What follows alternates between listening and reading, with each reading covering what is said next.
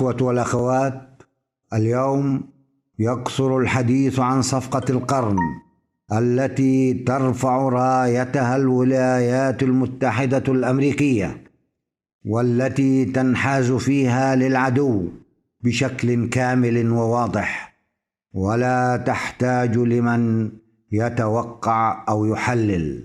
وأقول لكم إن جزءا كبيرا بل وخطيرا قد أنجز في هذه الصفقة، فاعتبار القدس عاصمة للكيان والإقرار بالسيادة للعدو على هضبة الجولان هو في الحقيقة جزء من هذه الصفقة التي يتحدثون عنها، وما تبقى منها لتكتمل هو اعتبار الضفة الغربية كاملة تحت سيادة العدو.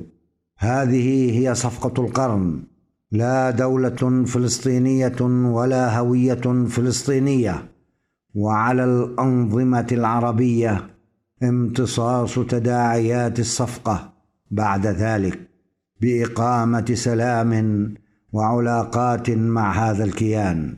إن منطق القوة هو الذي يحكم العالم اليوم، ووفقا لهذا المنطق تتحرك الولايات المتحدة بسياستها في المنطقة والعالم، تعاقب من تشاء وتمنح العدو الصهيوني أرضنا ومقدساتنا، وتفرض عقوبات وحصار على الجمهورية الإسلامية وقواتها المسلحة بسبب مساندتها للشعب الفلسطيني ومقاومته.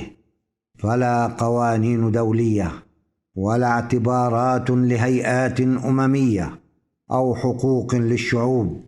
وبهذه المناسبة فإننا في المقاومة الفلسطينية وعلى رأسها حركة الجهاد الإسلامي نعلن وقوفنا الكامل في جبهة واحدة مع إيران الإسلامية أمام هذا الطغيان الأمريكي وحلفائه الذين ارتضوا على أنفسهم أن يكونوا في جبهة واحدة مع أمريكا والعدو الصهيوني. وأمام كل هذا، ما هي خيارات الشعب الفلسطيني في مواجهة هذه الهجمة التي ستنهي حقوقنا في فلسطين إلى الأبد؟ فهل نبقى نراوح في نفس المكان والمتغيرات تحيط بنا من كل اتجاه ومن كل جانب، أم نلتفت لأنفسنا ونوحد صفوفنا لنصمد على الأقل في مواجهة ما يخططه الأعداء لنا؟ والتحديات لا تخفى على أحد، وجميعنا مستهدفون شعبا وقضية، وكل ما نملكه جميعا هو روح المقاومة وإرادة التحدي التي يتمتع بها شعبنا.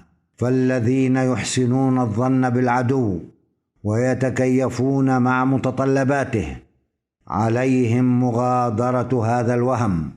إن العدو يحشد للحرب والعدوان بهدف إنهاء المقاومة في قطاع غزة، ويستمر في التوسع الاستيطاني في الضفة الغربية، وهذا قمة العدوان. فماذا نحن فاعلون؟ هل نترك العدو ليكمل إنهاء حقنا في فلسطين ونكمل نحن معركتنا بالبيانات والتحليل على الفضائيات وتبادل الاتهامات، أم نجتمع ونقف عند مسؤولياتنا ونضع البرامج لتجاوز هذه المرحلة؟ وهذا يتطلب منا أن ننهض جميعا شعب واحد في مواجهة العدوان.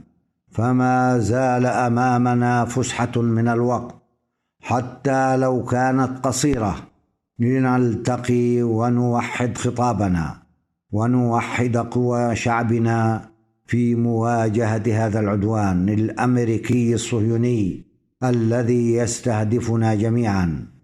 وفي ختام كلمتي أؤكد مرة أخرى بأن المعركة التي يخوضها أبطالنا في سجون ومعتقلات العدو هي معركة الشعب الفلسطيني، وإن المقاومة ملتزمة بالدفاع عن أسراها بكل الوسائل ومهما كانت التضحيات.